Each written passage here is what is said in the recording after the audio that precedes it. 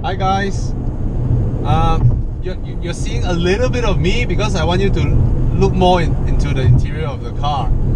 I'm in the Aston Martin DB11. So this car, as we all know, is a new generation Aston Martin. Everything is new ideology, new technology, new engines. They do not build this car the way they built Astons like before. You know, before was very old school, naturally aspirated, huge engines.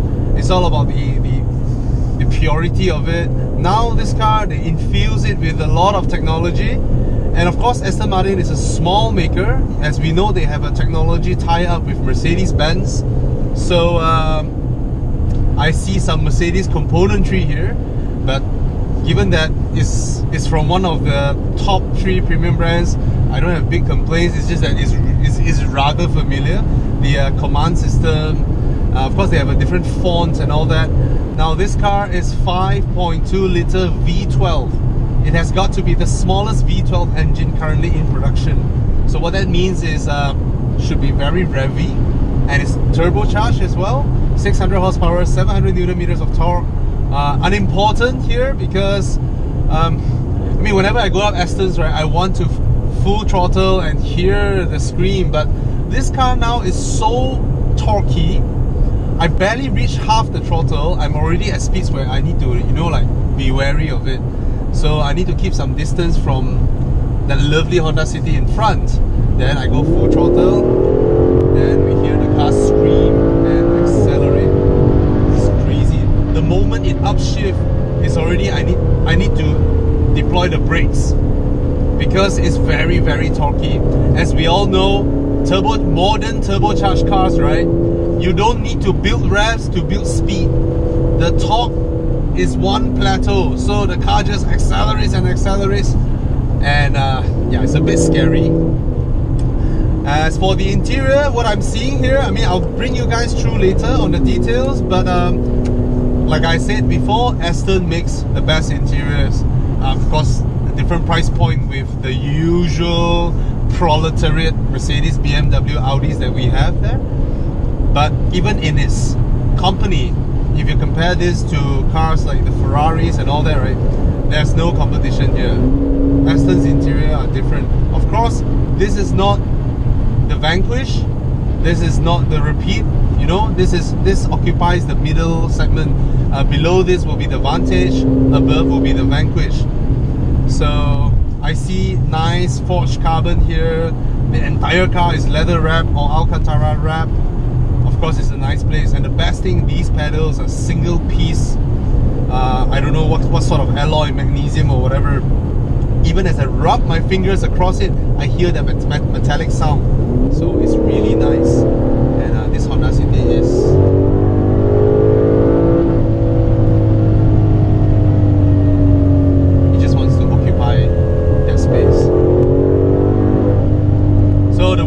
sounds is very different from usual Astons, because you can hear a deeper tone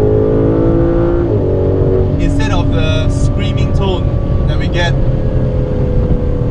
Interesting, very mechanical sound. Now this is a front engine, of course Astons, right? The big V12 is in front, but the front feels light. Not as light as a Ferrari Berlinetta, but it has that, wow, you feel that the front end is very lightweight. You can change directions immediately. And there is a little bit of that sensation, that kind of scary sensation with that when you accelerate, you almost feel like, yeah, you almost feel like the front wanting to come up a little bit. So it's not that type of freight train grand touring cruiser, you know, those that you can just take off your hands and just plunder the throttle and then let the car go straight. No, this car feels it has that sporting spirit in it still. Alright? Oh. Yeah, the front end is really light when you go full bore.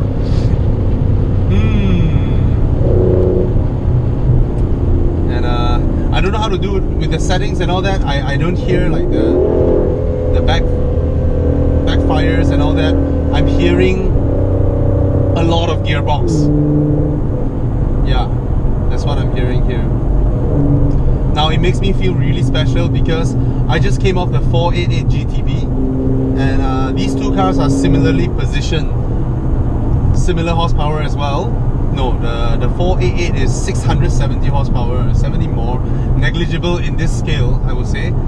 And what I can tell immediately from inside here is that there's no competition between the interior of that and this. But does that one make me feel more special? A little bit, because of the unique layout of its interior. This one is more passenger car-like because you have the screen here, you can have the vents underneath it, the HVAC controls, the stereo system, they're all here. Digital screen. And this car, I think the main thing is how it looks. It looks out of this world. It's definitely a GT profile. When it comes to the profile of the car, it's definitely a GT. But there are a lot of unique little details that makes this car stand out and makes you appreciate it. I just can't stop looking at the forged carbon panels, and I think that moment when you need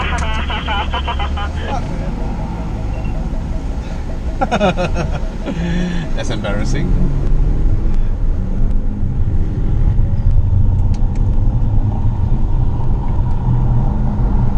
What the hell?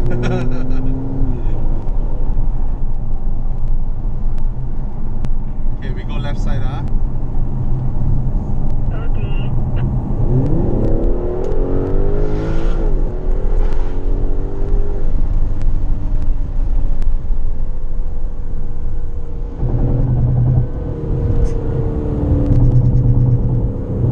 This is not a car that you hop up and you go full bore with it and you can play with it. No, because it needs a little bit of getting used to in terms of its dynamics. It was designed to be lightweight in front, I believe, so it gives you that, keeps you on your toes, that kind of feeling. There's a little bit of that sensation, even when you are on a slight slope. And then when you lift off the brakes, there's that hill start thingy that holds the brakes for you, right? As you prod the throttle, it doesn't like glide off smoothly. It will do a little bit of a lurch like that. So there are a lot of characters in the way this car behaves. And I don't think those characters were created because of a limitation of what they know or what, but I think it's engineered in, you know, it's engineered in to be like that, to be a little bit edgy. But it's still a GT. So yeah, I think that's something that Aston really needs now, because in the grand scheme of things, when Ferrari makes Ferrari, Lamborghini always do those one-off. Aston also do their one-offs and all that, but their one-offs and their older, what people see Aston as was kind of different. You know, people used to perceive Aston as the sleeker looking Bentley. They sort of is like that. But all their one-offs, right, are crazy cars. Look at the Valkyrie, the 177 and all that. They have a lot of know-how when it comes to crazy performance cars. And I think when it comes to product rationalization, pricing structure, you know, competitors and all that, they have to selectively put in different things into different models to make you feel that they are special. And I personally prefer Astons more than Ferraris, just because they are the underdogs, in my opinion.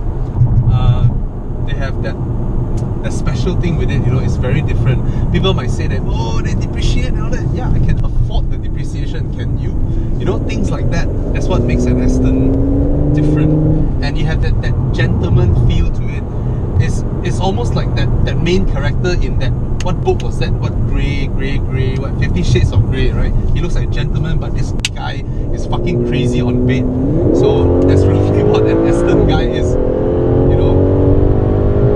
Not me.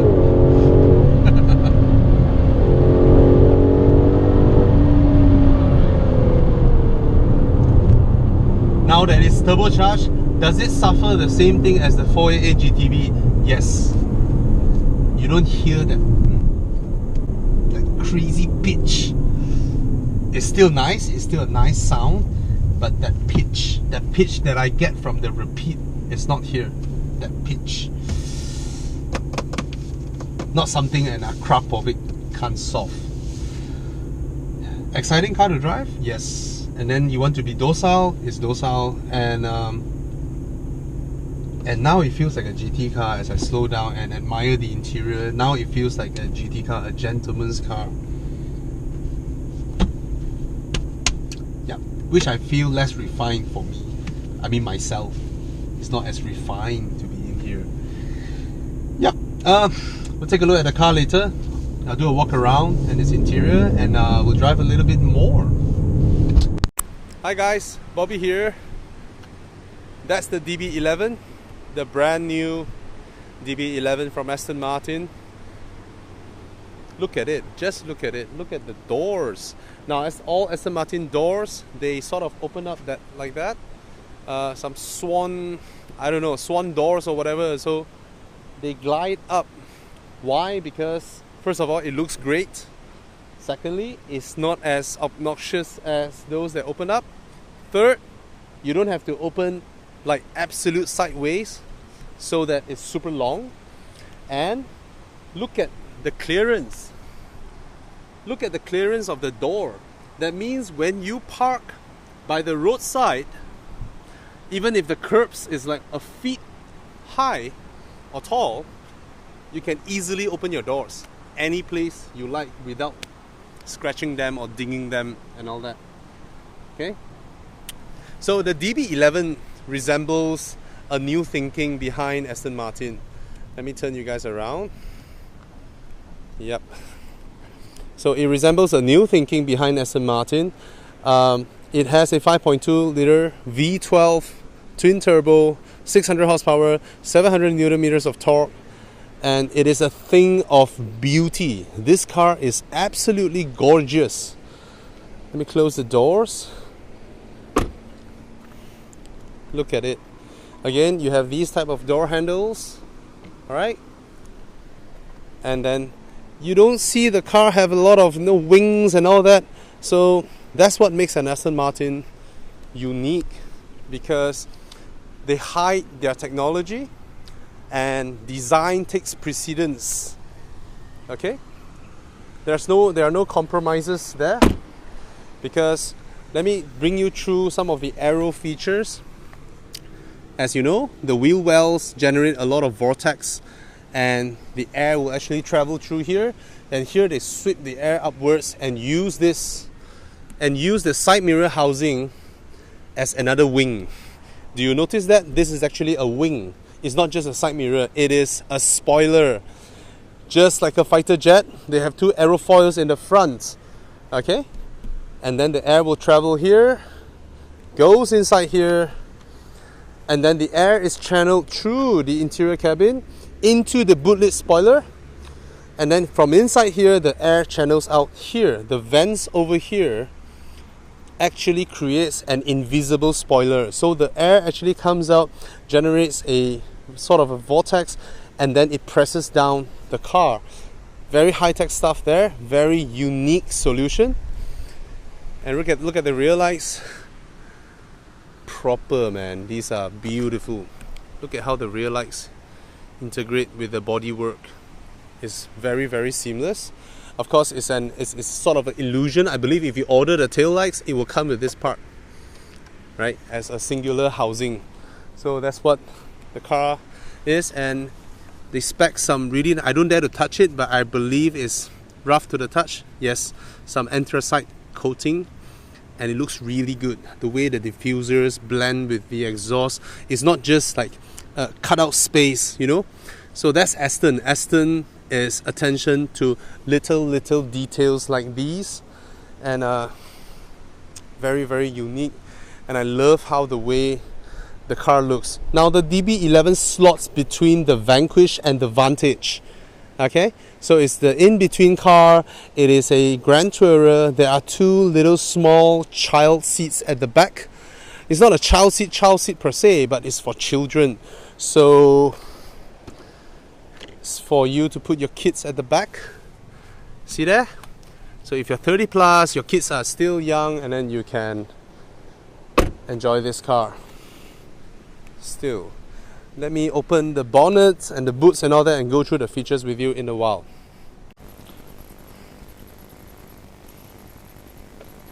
So let me try and pop open the boot. How do I do this? I really need to figure this out. Is it open? Okay, sorry. Okay, that's the tread plate. Now, the boot is not really large, and the opening is weird. Most boot openings face upwards, right? This one face straight to the back. I believe you can slot one set of golf clubs in here, and this is where the air is being channeled out. Do you see this part? This is where the air gets channeled in, and then the air comes out here, goes into here, and then from within it travels and then comes out the other way.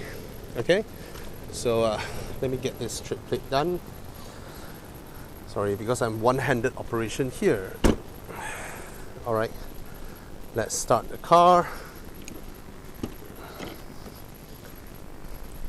I tell you, Aston Martin interiors, they are another level. Now, the start button, if I push the brakes and softly starts it, it will start the car in GT mode, meaning it's quieter, it's not as aggressive, it's sort of the sneak mode, you know, at night you want to sneak out. Now if I stop it again, now I press the brakes and I push it with a hard push and then just one off. It's a little bit louder, okay, a little bit more aggressive. Okay, let's close the doors. Okay, before that, let me show you the doors. Look at it. This one single piece is a forged carbon fiber, and I think they look absolutely beautiful. Okay, Bang & Olufsen, of course you get premium sound system. This piece here is a single piece, I believe it's a magnesium, because it feels fantastic. If it's not magnesium or it's titanium or something like that, alright? I don't really fancy this chrome bit because, I don't really fancy this bit. But overall, it's a very, very nice cabin, like all Aston Martins are. And let me lower the aircon volume so that before I lower it, I need to find out how to lower it. Okay, I found it. So you have some of these toggle switches here. You can go up and down. So let me push it down. A more reasonable volume of air so that I don't... Oh, it's so hot out there. Okay, look at the interior. Full LCD, and then you have this nice physical sort of a dial here, but it's just cosmetic purposes. Behind is one single piece of LCD, and then this one highlights the ref counter. Okay, now this is one thing that I don't think you'll be able to hear, but this piece here, the paddle shifters, is one solid piece of alloy that as I even run my fingers across it, just rubbing across it, I can hear the sound of metal being brushed. Very, very nice sensation, I tell you. I don't think you can hear it because the microphone is facing me. Still, on all new steering, it's a bit weird. The steering is sort of a square shape, but it's very nice to hold, very nice to steer, and you get that curvature that you need as a steering wheel for visibility. But in terms of the size, because the sides are a bit lopped off, so it doesn't follow the full curvature, which might make the steering wheel another inch bigger.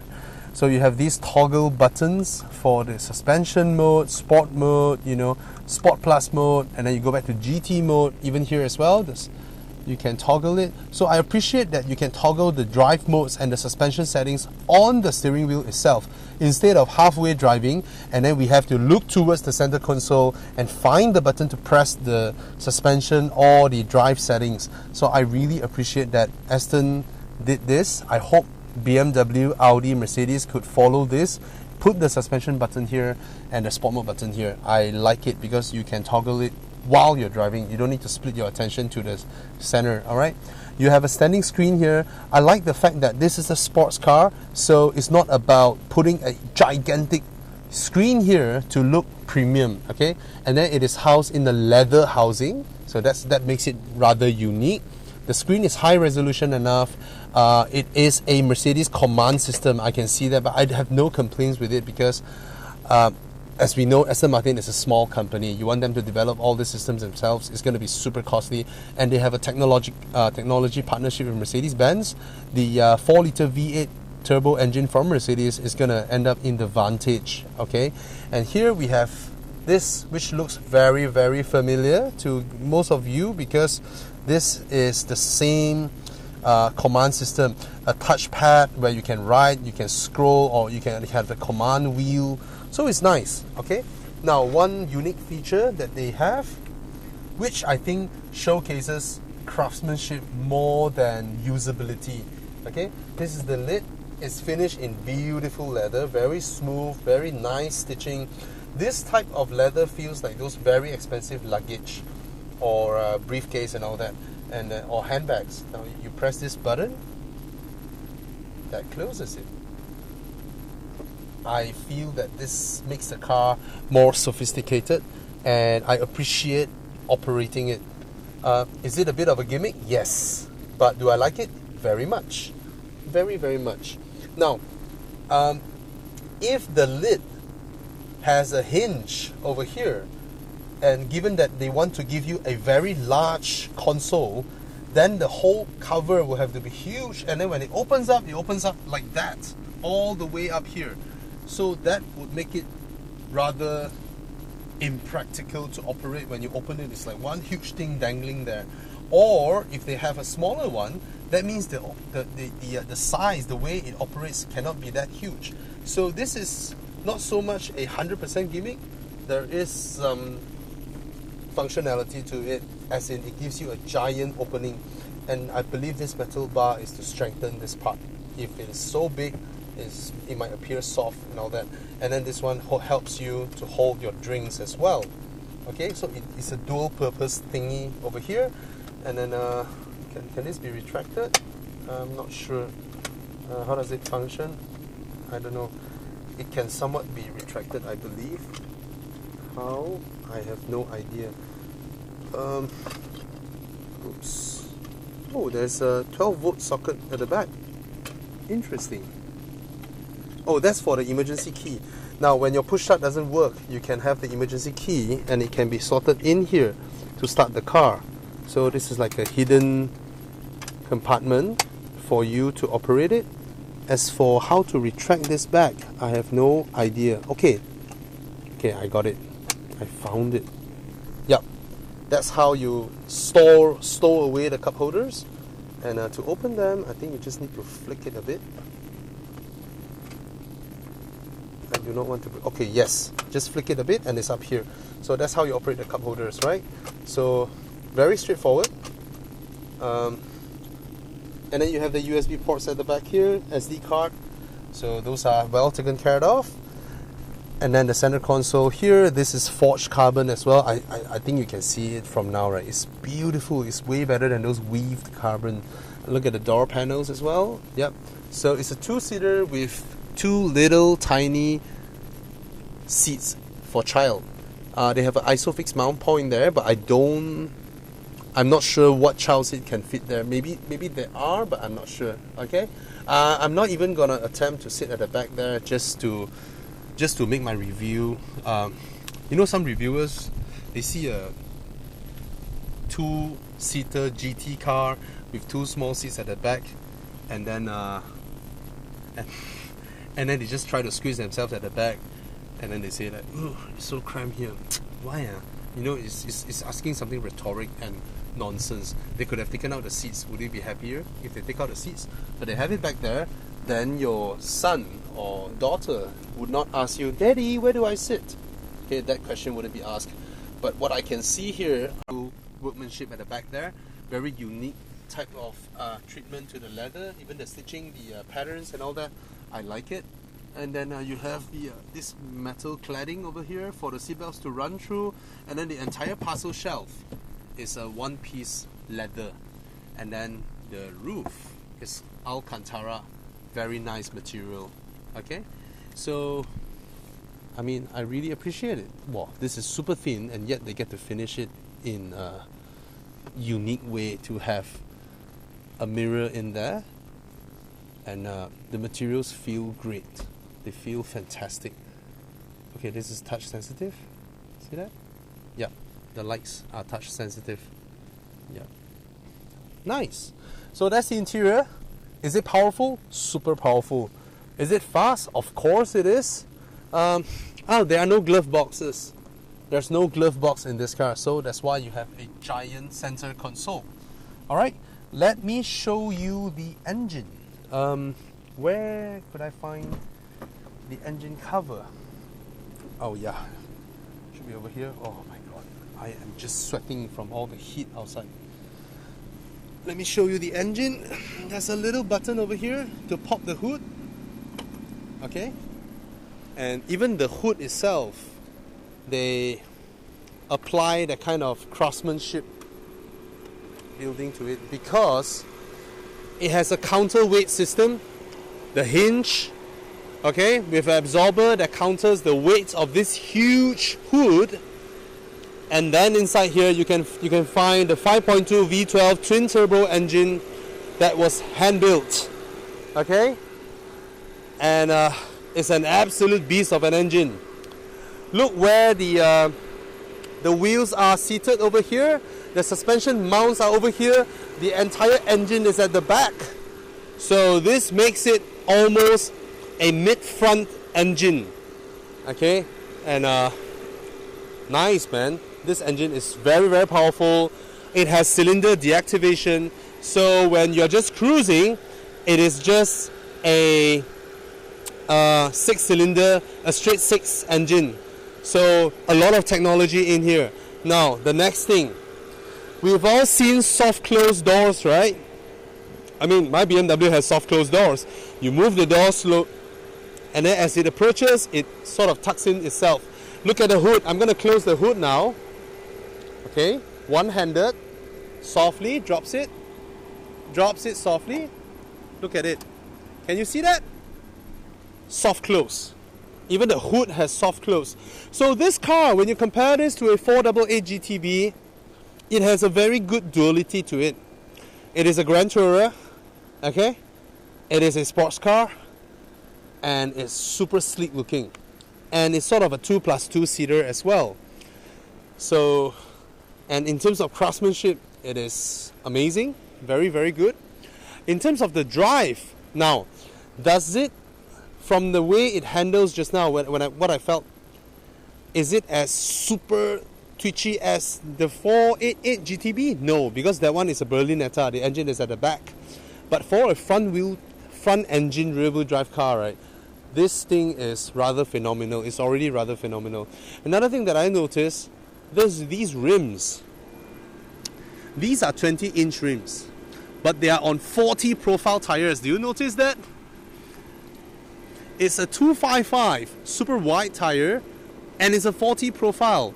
So this almost makes the wheels look like, it almost as if this car is on rally grade tires. Look at it, it's that thick, this much. And I think that contributes to the ride quality as well, because I think these tires can be fitted to 20-inch rim SUVs. Quite interesting, huh? That means the wheel well is huge, and you have a large rim. You also have a large profile for absolute ride comfort. Yes, it's very, very comfortable. Alright, so this one sits in between. It is a Grand Tourer, but it is still super sporty. It is still, you want the front end to be twitchy. Yes, it still does that. It has a lot of character in it. You want to slide the tail out? Anytime. This car feels that way. So it's not a super planted absolute bullet of a cruiser like the 6 Series there. That is purely Grand Tourer territory. That car, you can cruise 200 over km/h, you know, and do super stable turns and all that. But this one feels like a sports car. It's not 100% just straight going absolute stability. It's not like that. This car is very much, there is a lot of sporting heart in it. Okay, so that's the Aston Martin DB11, and I really appreciate that I get the chance to drive this car. A very unique character, very different from everything else out there. And I think in this time and age where every car almost seems alike, it's good to have something unique. And this is unique. And I can't wait for the Vantage. The new Vantage looks absolutely smacking hot. And of course, I personally love the Rapide and the Vanquish. I think Aston Martin is a brand that for supercar collectors, you need to have one, because it is just that different. Alright? Cheers.